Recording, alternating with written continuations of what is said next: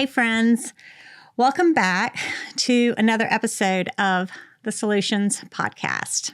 My name is Tara Simkins, and I am your host. Today, we are going to talk about this crazy fad from back in 2007. Enjoy the intro song, and I'm going to tell you what it is on the other side of it. Einstein said, "We cannot solve our problems with the same thinking we used when we created them." Most everyone in the world is solving their problems the wrong way. Our problems come from our thinking, and we can solve them with our thinking. So, whether you're at your lowest, just trying to grow, or whether you are trying to sustain growth over your lifetime, join us as we push the boundaries of our current thinking and redefine how we find Soul-u-tions. And the strength and the love and the smiles and the laughter of friends and family. Add it up, you'll find no limit to the possibilities. Well, that wasn't that much of a build-up to what that crazy fad was back in 2007. But as I was asking Charles before I started sharing this podcast with you today, I'm like, have I already done a podcast on this topic? I feel like sometimes that you are always with me, you being you, the listener here, that you are always with me. You're in my head on my walks. You're in the car with me. I'm like, what would make a great podcast for someone? On my social media, if you're not following me at Soul-u-tions Labs, and that's SOUL, Shine Labs with an S. You should follow me there because I also drop little nuggets of these same topics. And in fact, today's episode is inspired by a reel that I did a month ago. And this reel has just outperformed any other reel I have ever done. By a lot. And so I'm like, I had no idea that the subject matter of this particular reel would strike such a chord with people. And so let me back it up to 2007 and this crazy fad that I mentioned to you. 2007, I'm a mom of 3, married, practicing law, all the things. And I read, let me tell you how long ago 2007 was. You used to get the newspaper every day and you would open it up and you would read it. And on the weekends, you looked so forward to having that physical Saturday and Sunday paper with total luxury, spreading it out on the breakfast room table and just going through and reading everything. So, I mean, way before we had access to all of this media on our phones and iPads. And in the Augusta Chronicle Saturday edition, there was always, this is very interesting, there was a religion section in it. And in that section, there was some local news, but there was also some national news, like syndicated columnists. And on this particular Saturday, there was an article about a minister who had started this craze in his, I'm going to call it a parish because that's what we call it in the Catholic Church, in his parish, but in his church. And he had challenged everyone in his church to go complaint-free for 40 days. Now, it sounds kind of easy. It certainly intrigued me that I was like, wow, that would be kind of cool to go complaint-free for 40 days. I'm guessing it was in February because the previous year I had gone gossip-free for Lent, and where I decided that I just wasn't going to gossip. I just didn't want to be that person anymore that bonded with her friends over gossip. I wanted to challenge myself to have deeper conversations with people. So I didn't gossip all during Lent. And usually the Masters happens before Lent is over. And I will still remember one of my really good friends. She's in the Soul-Shine Labs now. And she was talking to someone else at the Masters, and they were starting to gossip about someone. Nothing really mean, just a little innocent gossip.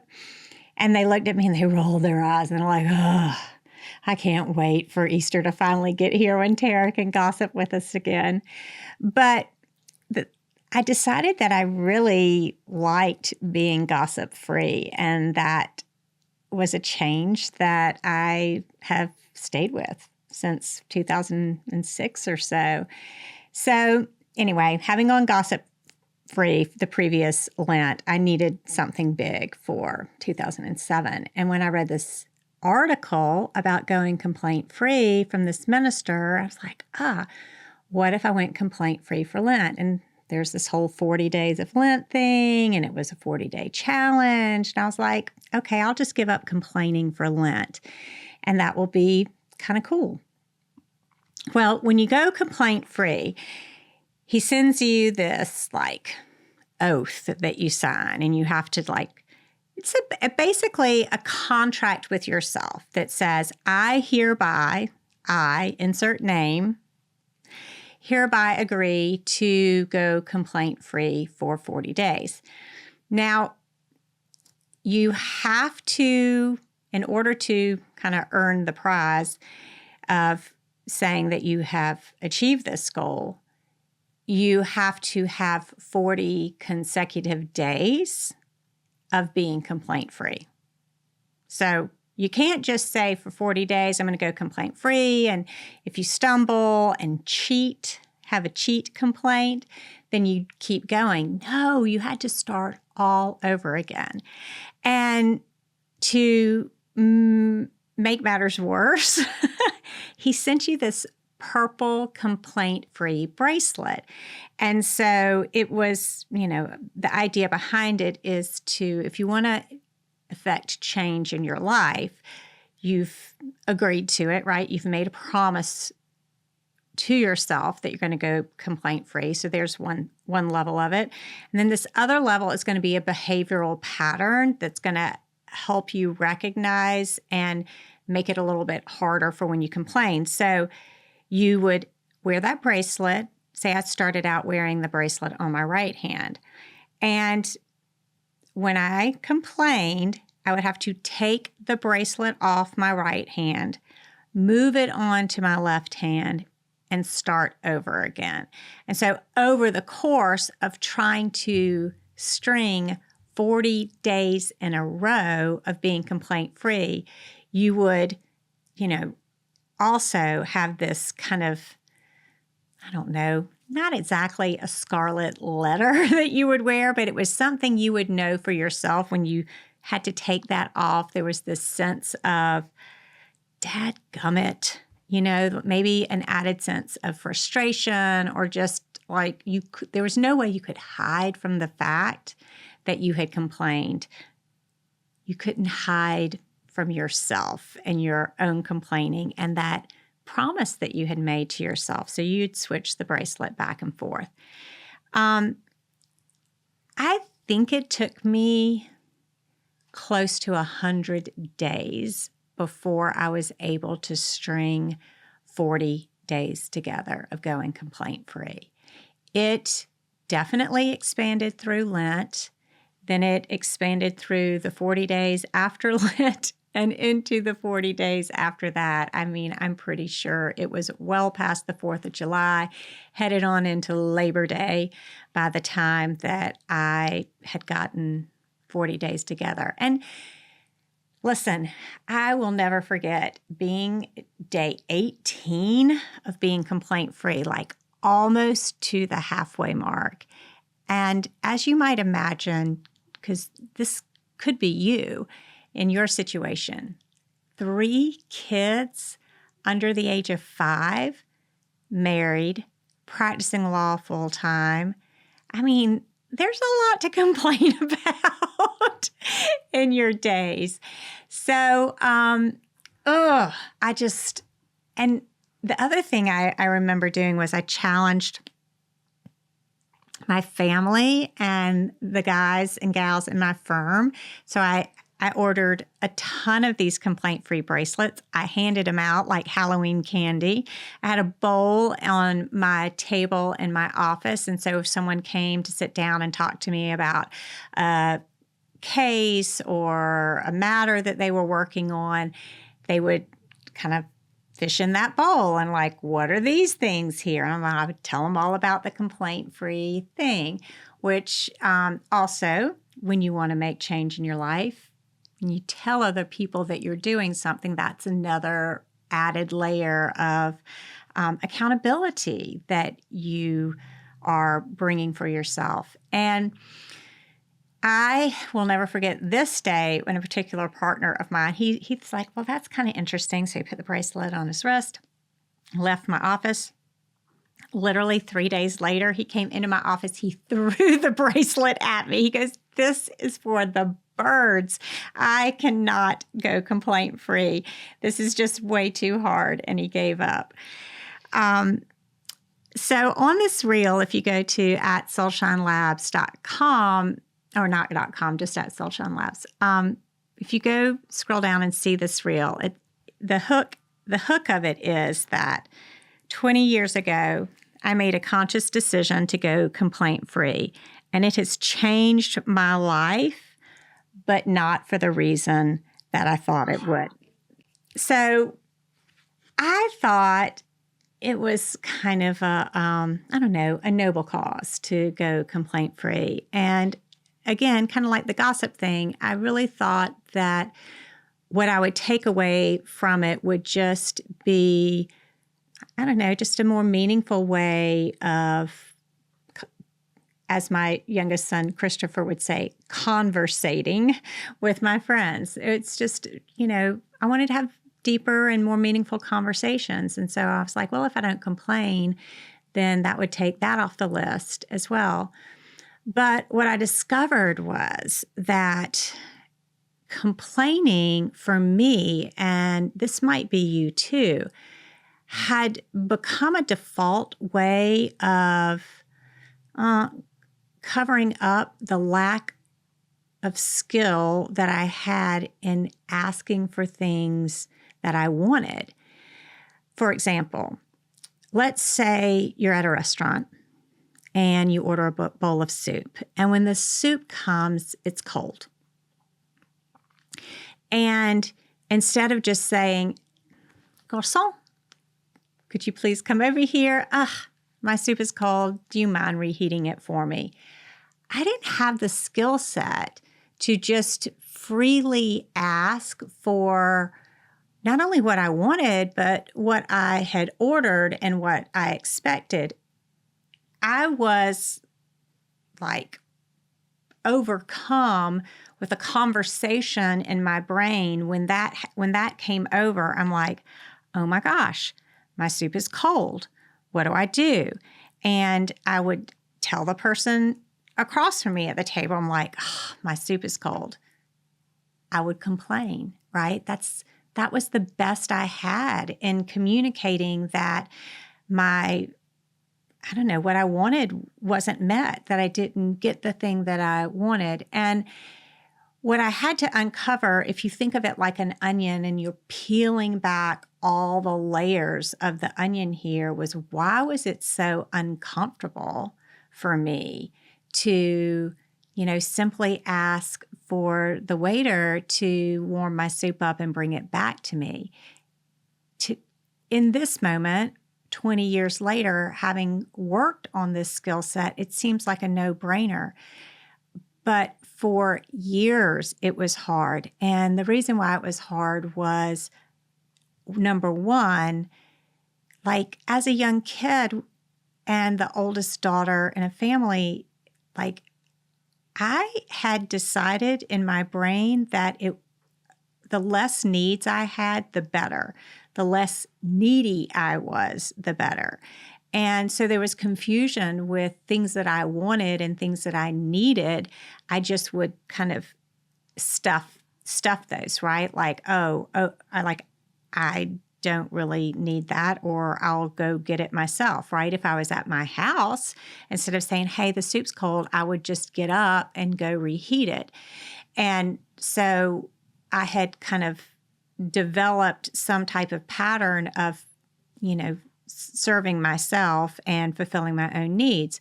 Well, in a restaurant, that tool, I didn't have that tool. I couldn't get up from the table, the restaurant, and go reheat the soup.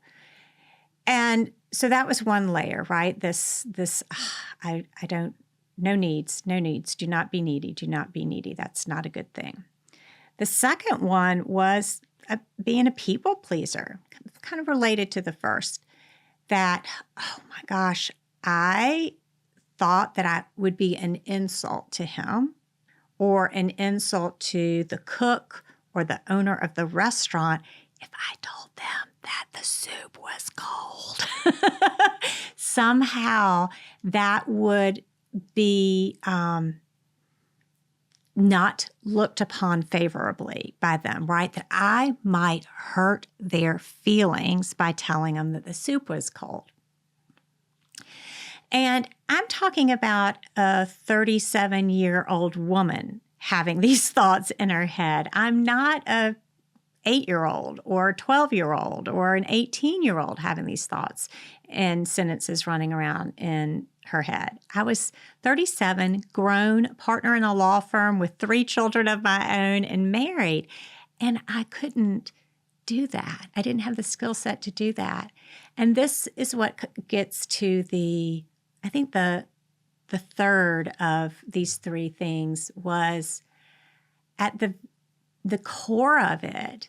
I don't know that I thought that I was worthy of asking for what I wanted in any situation, let alone this situation, right? And by worthy, I mean that my needs were equal to anyone else's needs, right? That, I could just eat the cold soup. Like I wasn't worthy of wanting or desiring hot soup or even enjoying the pleasure of the simple joy of having my soup be warm.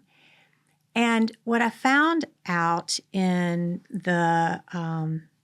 this reel, hitting so many people being impacted by this reel, was that I think this is pretty common, that there are so many of us who simply have never learned the skill set of asking for what we want in a way that comes from a place of that I'm not needy. Having needs doesn't mean that I'm needy. Having needs just means I'm a human. All humans have needs, and needs aren't bad. It's not bad to have needs. It's like good to have needs. And that on the people-pleasing thing, that it isn't my job to be in charge of whether the waiter feels good or the chef feels good or the owner of the restaurant feels good. Like, other feelings are not my responsibility. I don't need to please other people for them to feel good about themselves or for me to feel good about themselves. That isn't my job. And then that last one is the worthiness part of it. Like, yeah, I'm enjoying an experience of being a customer at a restaurant, and I want to have some good old hot soup. And that's just neutral. It doesn't have to have any charge to it. It doesn't have to have any meaning that the restaurant is not serving its people properly, or, it doesn't have to have any meaning other than, oh my gosh, the soup's cold. Can you warm it up for me? So I also had to just learn this skill set of learning how to ask for things that I wanted. But I needed to learn how to do that from a place of feeling worthy to have the things that I wanted. And that is like the big surprise in the middle of the complaint-free cake that I learned by going complaint-free, is that it isn't just as simple as stop complaining. That's an action that we're going to take. But all the actions that we take are informed by, the sentences that are in our head and how we feel, that our emotions that fuel our actions, so that when you're not feeling worthy of that you aren't allowed to have needs and that your job is to please people, you can see where asking for what you want is actually in conflict with those thoughts about what you are allowed and not allowed to have and to do. And so I had to resolve that inner conflict within me in order to string not just 40 days of being complaint-free together, but now 20 years of being complaint-free. And I want to just encourage you that if this is something that interests you, it immediately upon also posting that reel, 3 people in the Soul-u-tions Labs and their spouses are all like, oh my gosh, we're going to do a complaint-free challenge this next month. And they have just gone all in on it. But it's also been funny too, because I'm like, how's it going in our community? We have an app for the Soul-u-tions Lab, and there's a community section in it, very much like Facebook. But the beauty is you don't have to be on Facebook because it's just right there. And you can just pull it up with your phone and not get distracted by anything else that's going on. So I'm like, in that app, in the community of the Soul-u-tions Labs, I'm going, so tell me, how's it going? And they'll go, oh, it's going great. We're 8 days into being complaint-free. I'm like, that is awesome. And then the next thing I know, it'll be like, oh, we have all just complained this weekend. We're all starting back from zero again. And my response to that is equally awesome. It does take that trial and error, right? Okay, I'm going to go complaint-free. We think it's easy. And then I'm going to complain. And when you do that, it's the opportunity to get to know yourself and what is standing in between the you who complains, every now and then today, and the you who is complaint-free are just a bunch of obstacles. And they could be the obstacles like mine, which are thoughts and sentences in your head that, you just kind of made up as you were growing up to survive in a family. And I know that sounds silly, to survive in a family, but truly, we still are these beautiful herd animals. And that's what we do, You're surviving in a family. I was the oldest of 4 children, and my mom and dad had 4 children in 5 years. That means there were always a lot of babies. And when there's a lot of babies, there's a lot of neediness going on. Somebody's always tired. Somebody is always hungry.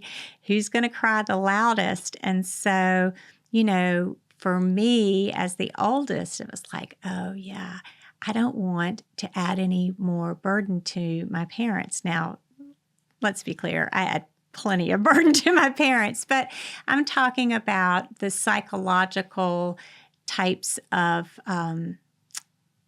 socialization that is just normal for children. And so as an adult, 37 is about the age where we begin to discover these inner conflicts between certain rules we made up for ourselves as to what made things easier in our life and our family life as children. And then we learn that, but as an adult, those aren't helpful to me anymore, right?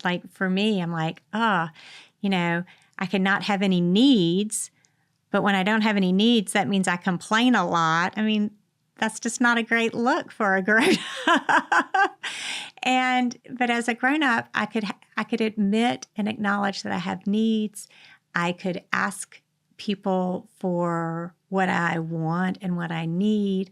I can expect that to be normal and neutral and that it doesn't have any negative impact on them. And then I can go about my merry way of being an adult, freed from complaining to my friend about the soup or talking to other people like, oh, have you been to such and such restaurant yet? Yes, but the last time I was there, the soup was cold. And think about, these are normal things that go on. But if you are the business owner of the restaurant, wouldn't you rather someone say, hey, do you mind reheating my soup than going and telling, their friends who tell their friends that you have cold soup and you didn't even have an opportunity to address the situation? So I think that's part of, when you are going complaint free, you want to take a moment to stop, look, and listen and evaluate, like, why am I complaining? If the reason that I am complaining, is it because I'm lacking a skill set to ask for what I want? Then that's evidence that you can use to say, oh, yeah, I just need to learn this skill set. But then I think it's also important for you to take the time to evaluate the impact that your complaining has on the reputation of the people that you're complaining about, the impact it has on the relationship with the people that you are either complaining about or complaining to. And lastly, the impact it is having on you and your relationship that you have with yourself and your own soul. Like, if I am complaining, how is that actually impacting my experience in the world? So I cannot recommend enough going complaint-free. I think a 40-day challenge is a brilliant way to do it. I would get a bracelet, one of your Taylor Swift friendship bracelets if you have one, or any other bracelet that you can just move from hand to hand. I think that's a fantastic way to do it. I think having people to do it with, accountability partners like the women in the Soul-u-tions Lab, they have a built-in accountability system in the labs with each other to do little challenges like this in our community. They have my coaching, accountability to help coach them through their frustration when they get it, and then how to help them move past those frustrations. So I think having that accountability is fantastic. But at the end of the day, the real gift or result is that you become a person who doesn't complain. And that's a really cool thing, to be a person walking around in this world today who doesn't complain and who is leading by that example. It was funny because I work with a copywriting coach, a woman who helps me with my writing, which reminds me, if you're not on my email list, you need to go to Tara Simkins, TaraSimkins.com, and sign up for my newsletter, because I've really been working and bringing intentionality to the things that I share in that newsletter. And there are always lots of resources that I share there too for free. But so when I was telling her about this, we were working on a new email series for you guys on the list. She goes, wait a second, you just have to stop. And I was like, okay, what do you mean? She goes, this is so funny because I've been working with you for 3 years and I have never heard you complain once, even with all of the crazy stuff going on in your life with your husband's ankle surgeries and a kitchen under construction where we've done work with people coming in and out. Like, she goes, you've never complained, and I've always wondered about it. And honestly, I was so blown away that she said that to me, because I don't really think about it that much anymore, that I don't complain, but I don't know. It just felt really good that someone else has wondered that, and that it's a trait that they admired and they wanted to know how to do it. So anyway, I hope that you will consider adding this kind of as a way of being in the world, because I promise you, your light will shine brighter. Your soul's light shines brighter when you go complaint-free. That's it for today. I look forward to next time, and enjoy the outro music on your way. 'Cause I ain't done living the life I meant to lead, and I ain't done loving the ones who cared for me. The hope and the strength and the love and the smiles and the laughter of friends and family. Add it up, you'll find no limit to the possibilities. The left and the right and some faith in the fight and your courage.